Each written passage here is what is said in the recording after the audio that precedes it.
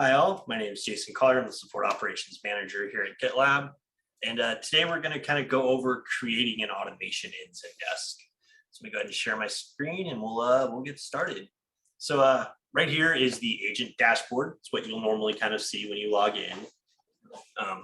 You can tell based on the weird URL, I'm in the sandbox right now.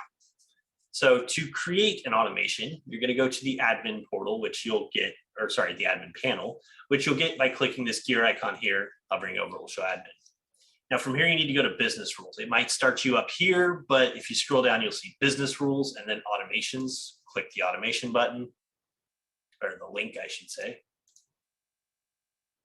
And then you'll be given a list of automations. Since we're creating it, we want this white add automation button that turns blue when you hover over it. And from here, you get to the new automation page. Now here we'll give it a name. So notifications, JSON, ticket, open, longer than 72 hours. And what we're going to do here is say the status is open. And yeah, we're going to also say that it's been open for greater than 72 hours. And we're also going to add a tag here. And we want to make sure it doesn't contain the tag update JSON.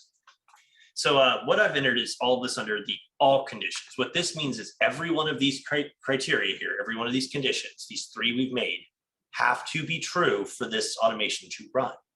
Automations are time-based, so this won't run just because all these criteria immediately hit. Automations tend to run once an hour, they do their checks, and then they'll run. Below that is the any conditions. What that means is it works in conjunction with the all. So it's saying all of these have to be hit, and then anything in here can also be true. So the way to think of it, if you're familiar with coding, is the all conditions are and statements. The ticket status is open, and the hours since open are greater than 72 hours, and the tags do not contain update JSON. The any conditions are or conditions.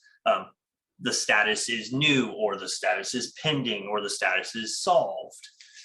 So those are good things to keep in mind. There's also this nice preview match, which you can click, and if anything were to match, it would show you tickets that would match these criteria. This is really good when testing to see, hey, yeah, these are the tickets I expect to hit. Cool.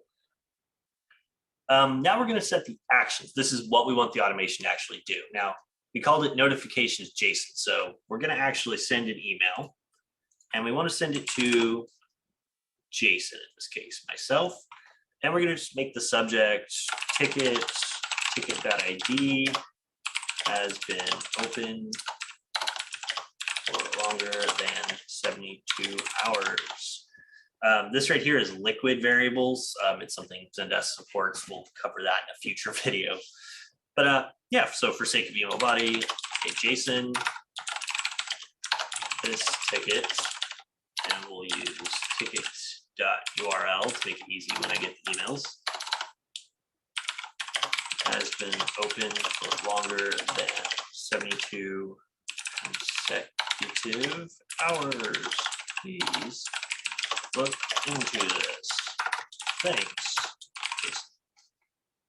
And with all this in place, we could create it, but we're missing something important. You'll notice I said tags do not contain update JSON. The reason for this is we don't want this running infinitely, as many times as it can, without something to tell it, only do this once. It's going to keep trying to do this every hour. We don't want that.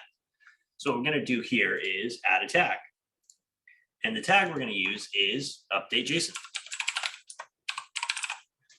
So what this will do is when this runs and sends myself this email, it's also going to add a tag to the ticket, update JSON. That way, in the future, when this tries to run again, it's going to say, ooh, it contains that tag. This is false. I can't run. So once that's done, we'll click the black create automation button. And from there, our automation is created. We get a nice little notification here in the top right. We can scroll down and see there's our new automation created today. An important thing to note here is, as you saw, created a new one. It's at the bottom of the positions. Of all the list of automations, it's at the very bottom. The way it derives that is it does n+1 for the position ID, and N is the highest position ID that already exists for automations. It adds one. That's what it currently is.